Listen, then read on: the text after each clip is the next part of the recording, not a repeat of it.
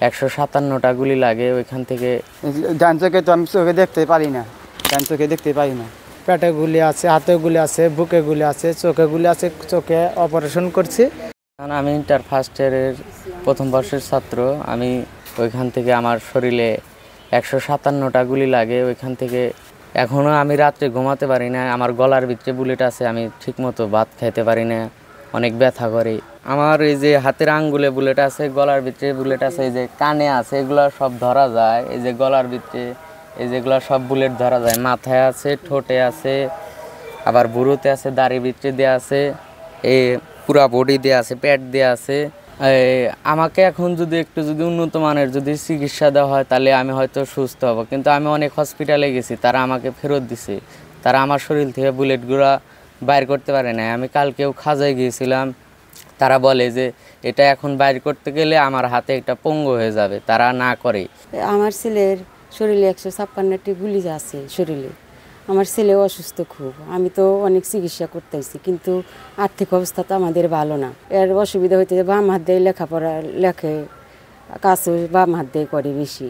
খাজাতেও 2-3 বার গেছি, কিন্তু তারা বলছে যে ওই ঠোঁটে যে গুলিটা আছে শরীরে এইখান দিয়ে বেশি, হাতে বাম হাত, তাহলে আপনার ছেলের হাত পুঙ্গ হয়ে যাবে। আর ওই ঠোঁট যদি কাটি তাহলে রক্তর বন্যা হয়ে যাবে, তাহলে আপনার ছেলেকে কিভাবে আমি চিকিৎসা করবো? তো এই আন্দোলনে যে অনেক গুলি খেয়েছে, তার জন্য তো আমার ছেলে অসহায় এখন।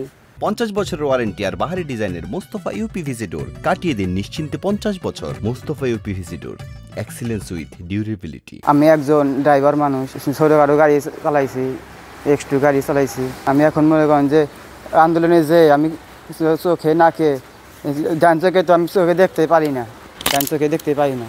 তার বাদে মনে করেন যে আমি কাজ করে চেষ্টা করছি, তা পাই না, কারণ আমরা চোখে দেখতে পাই না। অ্যাকচুয়ালি চোখের আলো সহ্য হয় না। মানে 2টা মাস হলেও আমি এমনভাবে চলতেছি, আল্লাহ পাখি ভালো জানে। আমি মনে করেন যে অসহ্য হয়ে গেছি। ঢাকায় 1বার না 2বার না 4বার চলে গেছি, ট্রিটমেন্ট পাই নাই। যে যার কাছে যাই কয় যে আমরা বাই করতে পারবো না, যদি যাই না হয় না, যদি চোখ নষ্ট করি আপনি তো দায়ী থাকবেন। এখন আমি আর্থিক অবস্থায় খুব ইয়েতে রয়েছি।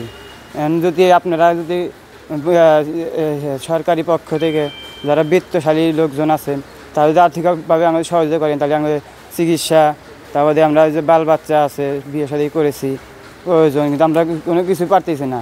এই আন্দোলনে যাওয়ার পরে আমি এমনভাবে অসুস্থ হয়ে পড়েছি, কোনো কাজকে আমি করতে পারতেছি না। আমরা যখন 4 তারিখে আন্দোলনে যাই, পাওয়ার পরে তারপরে শান্তশিষ্টভাবে আমরা আন্দোলন করি, তখন তারা এক দাস্তে গুলি ছাড়ে। গুলি ছাড়ার পর আমি প্রায় 10:30 থেকে 11টার সময় আমি আহত হই। পেটে গুলি আছে, হাতে গুলি আছে, বুকে গুলি আছে, চোখে গুলি আছে, চোখে অপারেশন করছি, তাও মনে করেন যে এখন পর্যন্ত ঠিক হয় নাই। এই দেখেন আমার অপারেশন হয়েছে, 1 মাস আগে অপারেশন হয়েছি, এখন আমার চোখ ঠিক হয় নাই, চোখের ভিতরে সমস্যা দেখাইতেছে।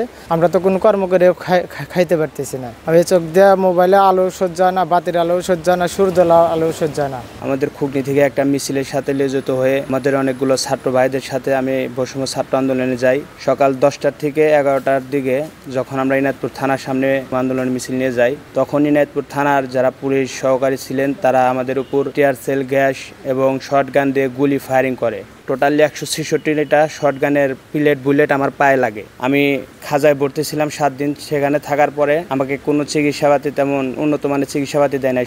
ওখানে যাই আমি 18টা গুলি খাই আহত হই। বলছে যে বুলেট বাই করা যাচ্ছে না, অবশ্যই ইংলিশন দিলি বুলেটটা পানির সাথে মিশা যায়। এখন আমার শরীরের অবস্থা খুবই খারাপ, আমি হাঁটতে পারি না, শুইতে পারি না, পায়ের ভিতর চুলকায়, অনেক যন্ত্রণা করে, ওষুধ কিনতে পারি না।